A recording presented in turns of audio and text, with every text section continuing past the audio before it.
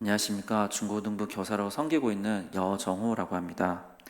오늘은 레위기의 제사를 주제로 말씀을 전하고자 합니다. 구약을 읽다 보면 읽기 어려운 부분을 만나게 되는데요. 단연코 레위기가 그 중에 하나라고 할 수 있을 것 같습니다. 예수님이 오셔서 십자가 위에서 모든 것을 감당하고 죽으셨고, 그래서 레위기에 나오는 제사는 더 이상 저희가 드리지 않아도 된다고 말을 하는데요. 그럼 레위기의 제사가 지금 우리의 삶에서 지금 우리에게 어떤 의미가 있는지 함께 나눠보고자 합니다. 먼저 오늘의 본문 말씀 읽도록 하겠습니다. 레위기 1장 1절에서 2절 말씀입니다. 여호와께서 회막에서 모세를 부르시고 그에게 말씀하여 이르시되 이스라엘 자손에게 말하여 이르라. 너희 중에 누구든지 여호와께 예물을 드리려거든 가축 중에서 소나 양으로 예물을 드릴지니라. 레위기가 시작하기 전 출애굽 40장 마지막 장에서는 하나님께서 이스라엘 백성에게 성막을 지으라고 명하십니다. 성막이 세워지자 구름이 회막에 덮이고 여호와의 영광이 성막에 충만해지는데요. 모세가 그 영광에 압도되어 회막에 들어갈 수 없을 정도였습니다. 구름이 성막 위에서 떠오를 때 이스라엘 백성은 그 구름을 따라 나아갔고, 구름이 성막에 떠오르지 않을 때는 며칠이고 기다리면서 그 자리를 지켰습니다. 하나님과 가까운 모세조차도 성막에 들어가지 못하는 상황이었는데요. 여호와의 영광은 하나님의 임재, 즉 하나님께서 함께 하시다라는 것을 의미합니다. 하지만 하나님의 영광으로 표현되는 구름을 따라 이동을 하지만 정작 하나님의 임재를 누리지 못하는 이스라엘 백성과 모세였습니다. 물리적으로 함께 있는 것 같지만 그 관계의 풍성함을 누리지 못하고 있었는데요. 왜 저희도 누군가 물리적으로 같은 공간에 있을 때 그 사람에 대해 감정이나 마음이 좋지 않을 경우 한 공간 안에 있더라도 감정적인 교류나 상호작용이 없는 그런 경험이 다들 있으실 겁니다. 함께 있지만 함께하지 못하는 상태, 바로 그 상태가 하나님께서 이스라엘 백성 가운데 임하셨지만 죄로 인해 이스라엘 백성이 하나님께 나아갈 수 없는 상태였는데요. 그런데 레위기 1장 1절에서 하나님께서 모세를 부르시고 이스라엘 백성에게 전하라고 말씀하십니다. 2절, 너희 중에 누구든지 여호와께 예물을 드리려거든, 이렇게 말씀하시면서 이스라엘 백성들이 하나님께 나올 수 있는 방법으로 제사를 알려주십니다. 제사를 통해서 나 여호와 앞에 나오라고 알려주시는 것인데요. 레위기를 통해서 알려주시는 제사법은 하나님께서 우리에게 하나님과 소통할 수 있는 방법을 알려주신 것이라고 할 수 있습니다. 구약의 제사라고 하면 흔히 내 것 중에 흠이 없는 동물을 가져다가 안수를 하고 죽이고 피를 받고 각을 뜨고 태우는 일련의 과정들을 먼저 생각하실 건데요. 물론 하나님께서 말씀하신 규례와 방법을 따라 제사를 드리는 것은 정말 중요합니다. 하지만 하나님께서는 이 제사를 우리에게 주신 이유를 생각해 봤을 때 제사를 종교적인 의무와 절차가 아니라 하나님을 향한 사랑과 마음을 고백하러 나오는 누구든지, 어떤 누구든지 자기에게 나오는 방법으로, 소통의 방법으로 이 제사를 주셨습니다. 하나님을 만나는 방식으로 이스라엘 백성이 알려주신 제사에는 크게 5가지가 있습니다. 번제, 소제, 화목제, 속제제, 속건제가 바로 그겁니다. 첫 번째 번제는 제물을 제단 위에 전부를 불살라 하나님께 올려드리는 제사법입니다. 하나님, 제 삶 전부를 주님께 드립니다 라는 헌신의 고백이 담긴 제사라고 할 수 있습니다. 창세기 22장에서는 하나님께서 아브라함에게 이삭을 번제로 드리라고 명하시는데요. 이는 하나님께서 전적인 헌신과 믿음을 요구하신 거라고 할 수 있습니다. 두 번째 제사 방법은 소제입니다. 소제는 곡식들을 태워 올리는 제사로 유일하게 피를 흘리지 않는 제사입니다. 하나님의 거룩한 은혜를 기억하거나 일상의 감사를 기념하고 표현하는 제사인데요. 창세기 4장에서 가인은 땅의 소산인 곡식으로 하나님께 제사를 드립니다. 세 번째, 화목제는 관계의 평화를 위해서 드리는 제사로 자발적 성격이 강합니다. 드려진 제물 중에서 기름 부위만을 따로 태우는 걸 제외하고 나머지 고기는 나누어 먹는데요. 하나님과 사람, 사람과 사람 사이의 화목을 위해서, 즉 막힌 담을 허무는 역할을 했던 것이 바로 이 화목제입니다. 사무엘상 11장에서는 사울을 왕으로 세운 뒤 백성이 기뻐하며 이 화목제를 드리는 장면이 나옵니다. 앞서 말씀드린 세 가지 제사들은 속죄의 성격도 있지만 자발적 성격이 강한 제사들이었습니다. 하지만 죄와 관련된 속죄제와 속건제는 의무적으로 드려야 했던 제사였는데요. 먼저 속죄제입니다. 속죄제는 부지 중에 죄를 짓거나 서약과 맹세와 관련된 잘못된 일을 했을 때 죄를 용서받기 위해서 드리는 제사였습니다. 이 죄는 모든 사람이 대상이 될 수 있었습니다. 왜냐하면 원죄를 지은 인간은 육신을 따라 부지 중에 생각하고 말하고 행동하기 때문입니다. 이 속죄제의 예물은 신분에 따라서 또는 경제적인 능력에 따라서 예물이 나눠져 있는데요. 이것은 하나님께서 이 죄를 용서받기 위한 자리로 누구든지 나올 수 있도록 하기 위해서 배려해 주기 때문입니다. 속건제는 하나님의 물건이나 다른 사람의 물건에 해를 입힌 경우에 드리는 제사입니다. 통상 해를 입은 물건의 가치의 5분의 1을 더해서 제사를 드렸다고 합니다.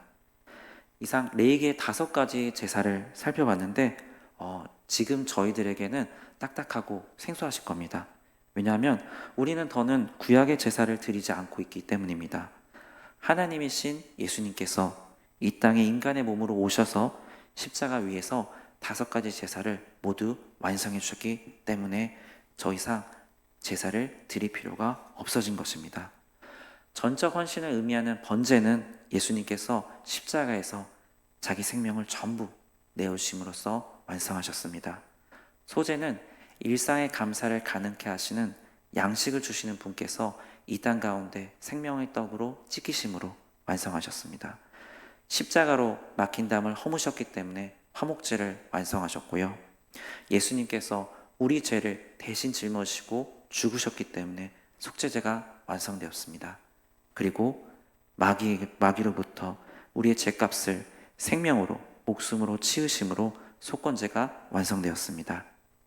관련돼서 히브리서 말씀을 읽어보도록 하겠습니다. 히브리서 8장 5절 말씀. 그들이 섬기는 것은 하늘에 있는 것의 모형과 그림자라. 모세가 장막을 지으려 할 때에 지시하심을 얻은 것 같으니 이르시되 삼가 모든 것을 내게 보이던 본을 따라 지으라 하셨느니라. 다음 히브리서 10장 1절 2절 말씀입니다. 율법은 장차 올 좋은 일의 그림자일 뿐이요 참 형상이 아니므로 해마다 늘 드리는 같은 제사로는 나오는 자들을 언제나 온전하게 할 수 없느니라. 히브리서 기자는 하나님께 지시함을 받고 지은 성막이 하늘에 있는 것의 모형과 그림자라고 이야기합니다. 또 율법을 통해 드리는 제사가 그림자로 참 형상이 아님을 이야기하고 있습니다. 죄로 인해서 하나님과 인간의 의로운 관계가 깨지고 그래서 죽음을 맞이할 수밖에 없게 된 인간. 하나님께서 맡겨주신 땅의 통치권은 마귀에게 내어주고 마귀의 권세 아래에 들어가 마귀 자식으로 살아갈 수밖에 없게 된 인간. 이러한 인간에게 공의 하나님이신 하나님께서는 진노하실 수밖에 없으십니다.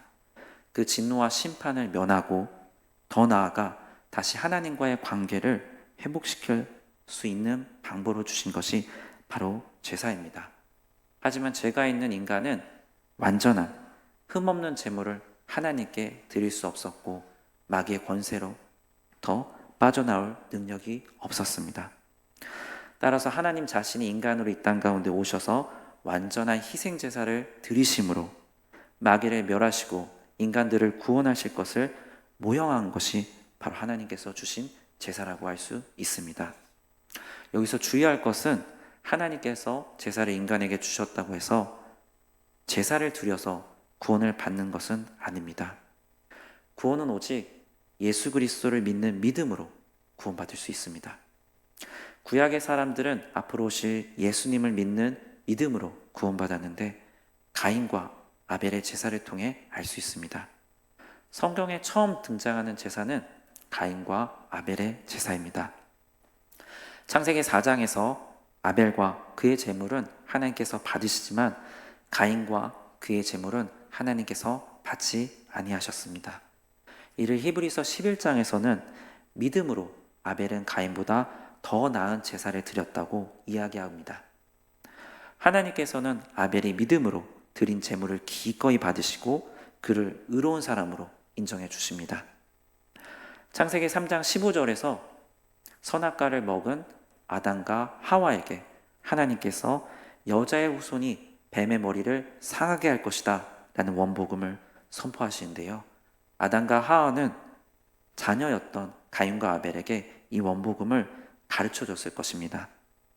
동일한 복음을 들었음에도 불구하고 가인과 아벨은 서로 다른 믿음의 반응을 제사를 통해 보입니다.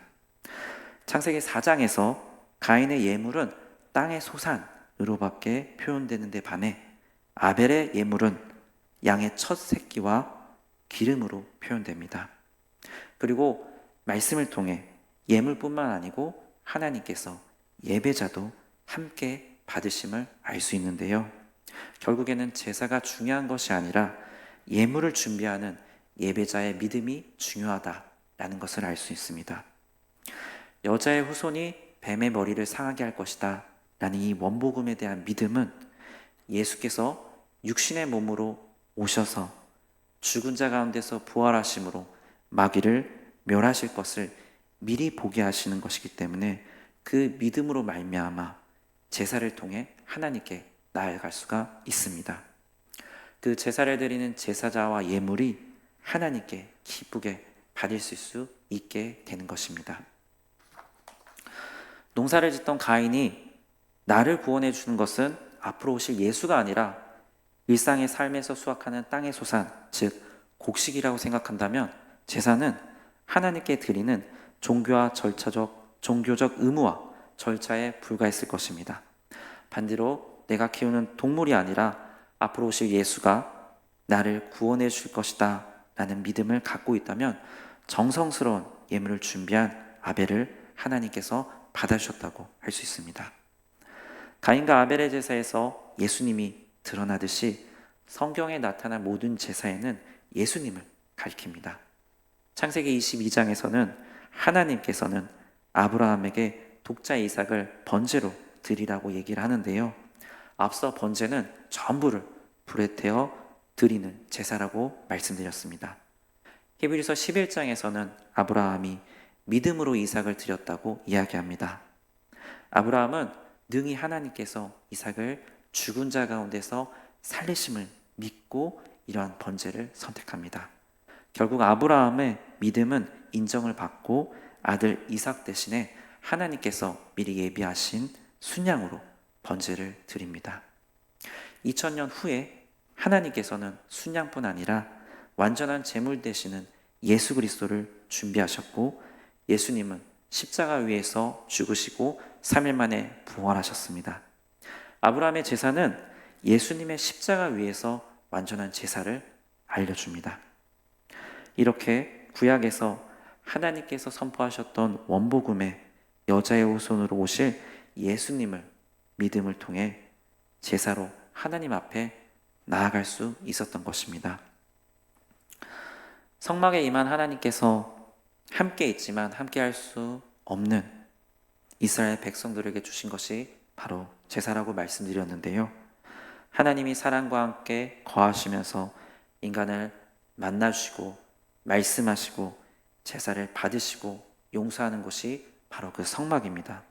그리고 완전한 제물로 제사를 드리신 예수님이 임마누엘 우리 가운데 거하심으로 우리가 하나님이 거하시는 성막이 되고 성전이 되었습니다. 그리고 이제는 이미 오신 예수님에 대한 믿음을 통해서 죄사함을 받고 마귀의 권세에서 놓이고 하나님의 자녀가 되어 하나님과의 의로운 관계를 회복하게 되었습니다. 레위기에 나오는 구약의 성막과 제사는 그림자 모형이 맞습니다. 그렇다고 절대 의미가 없는 것은 아닙니다. 이 제사를 통해 하나님께 나아오라는 하나님의 은혜를 알게 되고요. 예수님의 십자가를 나타내는 예표라는 점에서 예수님의 십자가가 더욱더 선명해지는 그런 역할을 합니다. 더 나아가 우리가 지금 드리고 있는 이 예배에서 진정으로 필요한 믿음이 무엇인지 깨닫게 해주고, 또 어떻게 지금 드린 이 예배에서 그런 모습들이 나타날 수 있는지 알게 해주는 그런 귀중한 하나님의 선물이라고 말씀드릴 수 있을 것 같습니다. 이상으로 오늘의 말씀을 마치도록 하겠습니다. 들어주셔서 감사합니다.